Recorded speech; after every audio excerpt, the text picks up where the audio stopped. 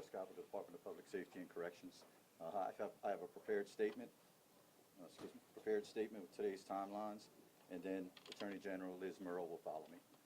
In accordance with the execution warrant issued by the 22nd Judicial District Court in St. Tammany Parish and the laws of the state of Louisiana, the execution of death row inmate Jesse Hoffman was carried out by nitrogen hypoxia tonight, March 18, 2025, at the Louisiana State Penitentiary.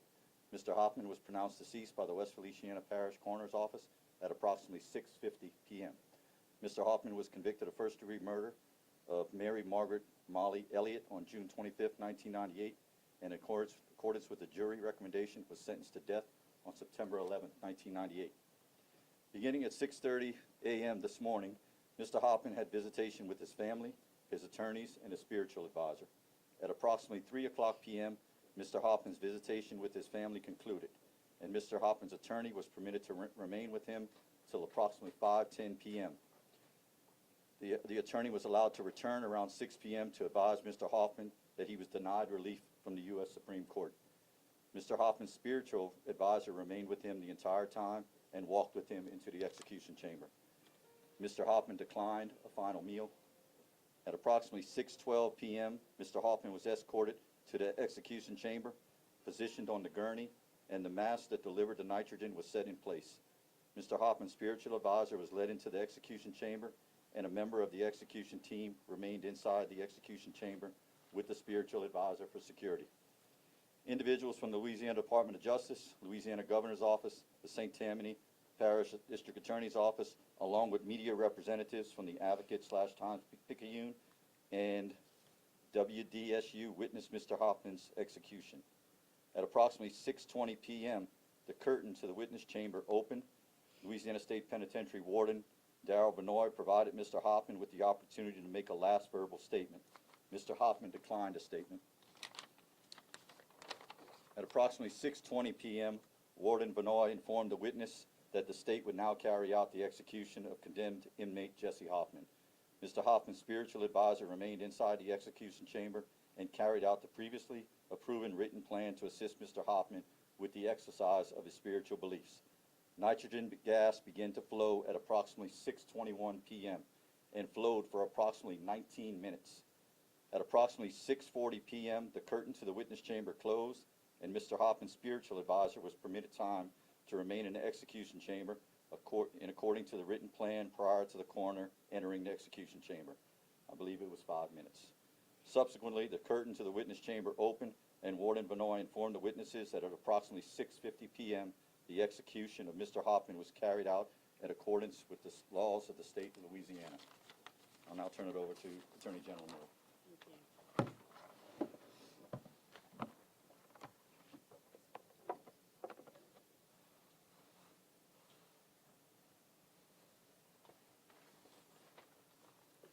This was Mary Margaret Murphy Elliott. She was known to her friends as Molly. On November 28, 1996, on Thanksgiving Day, a duck hunter found Molly Elliott's naked, dead body abandoned on a makeshift dock where she had been shot in the head execution style after being kidnapped, robbed, terrorized, raped, and marched to this desolate spot for her death. Molly was brutally and mercilessly raped and murdered. She was only 28 years old. That was nearly 30 years ago. Tonight, justice was served for Molly Elliott and for the state of Louisiana. Molly's husband told USA Today, Molly was a cherished person who missed out on motherhood, a promising and successful career, and a life in the country on the property we bought together. Hers was a life that was so full of hope and promise for a beautiful future. The loss of Molly is a scar we will forever carry, and it will never heal. Governor Landry and I made a promise to the citizens of Louisiana and the family members of the victims of these heinous crimes that we would put them first and that we would follow the law. The last execution in Louisiana was in 2010 of Gerald Bourdillon, who waived all of his final appeals. Justice has been delayed for these victims and their families for far too long. I, along with my office, remain committed to ensuring that justice is carried out in all the death penalty cases. Jesse Hoffman was convicted and sentenced to death by a jury for his heinous crimes. He received multiple appeals. He received even more appeals and review in the last several days. Now he faces his ultimate judgment before God.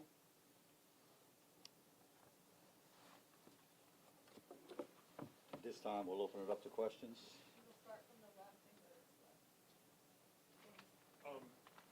Can anyone, prison staff speak to how, sort of morale was affected on prison staff among prisoners in the days leading up to the execution? Can we get Warden Benoit? Warden Benoit, come on up here.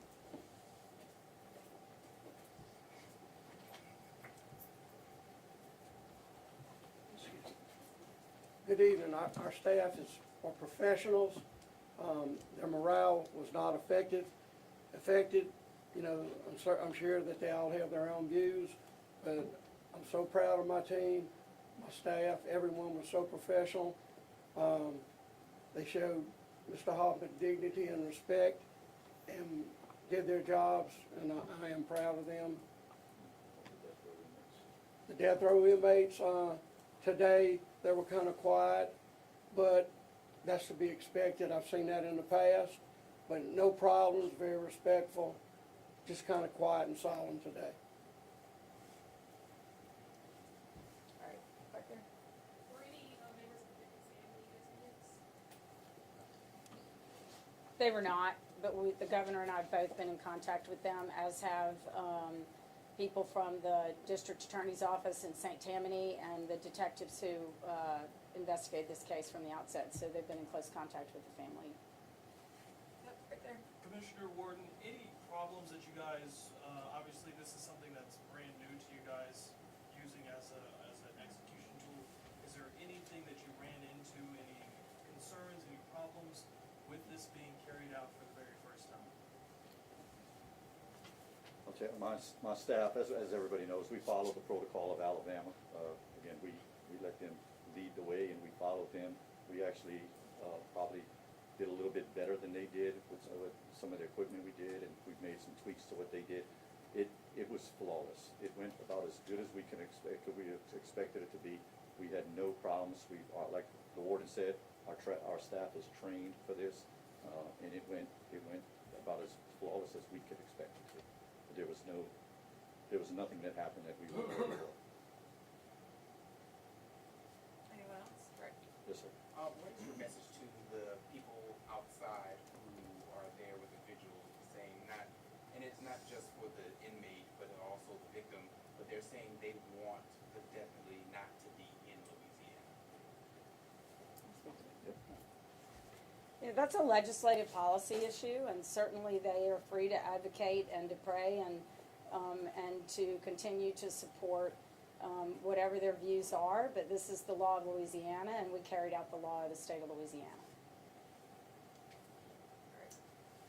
So you said that you and authorities have been in touch with the family of Molly Elliott, and they were not unanimously in favor of carrying out this execution. So what do you say to the family not in favor of execution in this case as well as other cases going forward? And will you hear the concerns of family members of victims who don't want to see executions?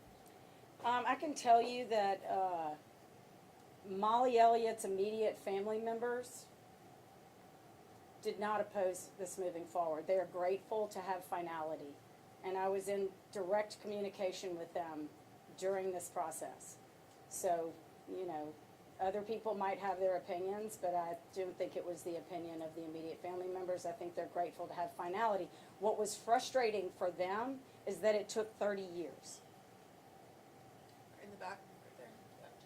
So will this execution speed up the process of other inmates who are on death row?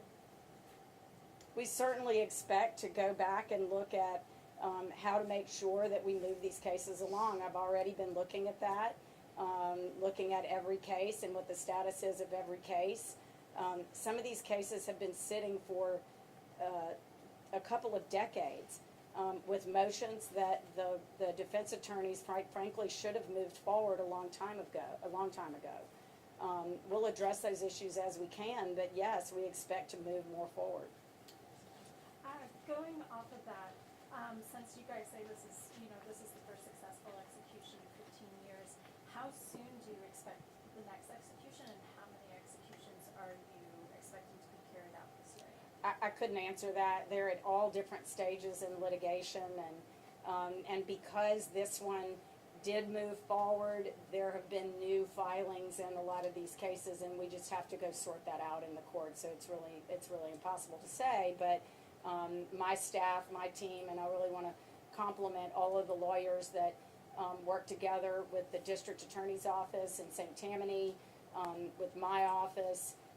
Really all kind of came together because there were filings in multiple courts for the last few days, and I think that will continue to happen, but we're going to start working our way through motions and begin to clear the underbrush and move these cases forward. Everybody deserves the justice that the state promised to them in these cases, and I think that it's important for us to be able to move them forward. James? AG Merle, you've advocated for this policy for a long time. Did you face the potential of witnessing the execution? If so, did you wrestle with that? I certainly had the opportunity to. I sat by a phone because somebody had to sit by the telephone. So I sat and waited by the phone in case there was something that I needed to communicate to the room. My staff was present.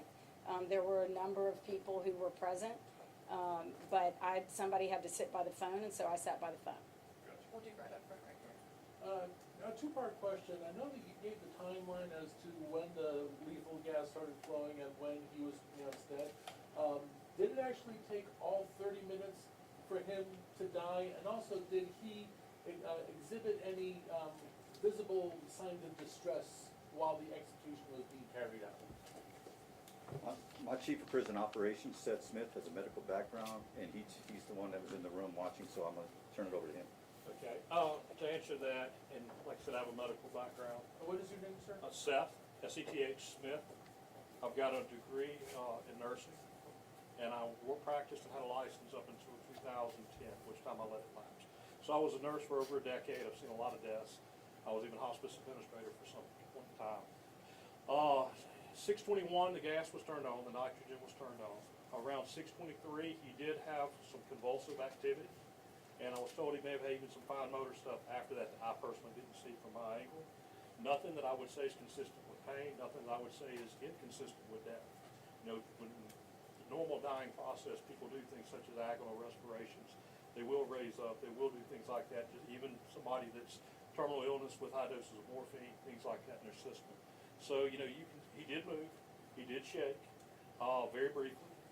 And when you asked did it take the entire time, our protocol calls for us to go 5 minutes after flatline. And you don't go from a normal rhythm, your heart's beating, everything's hunky-dory, to flatline.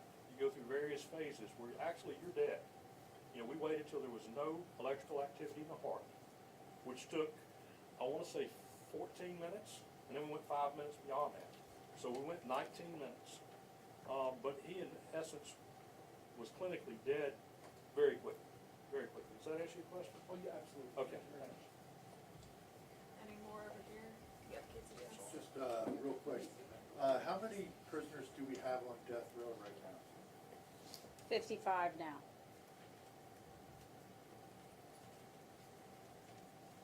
Last one right here.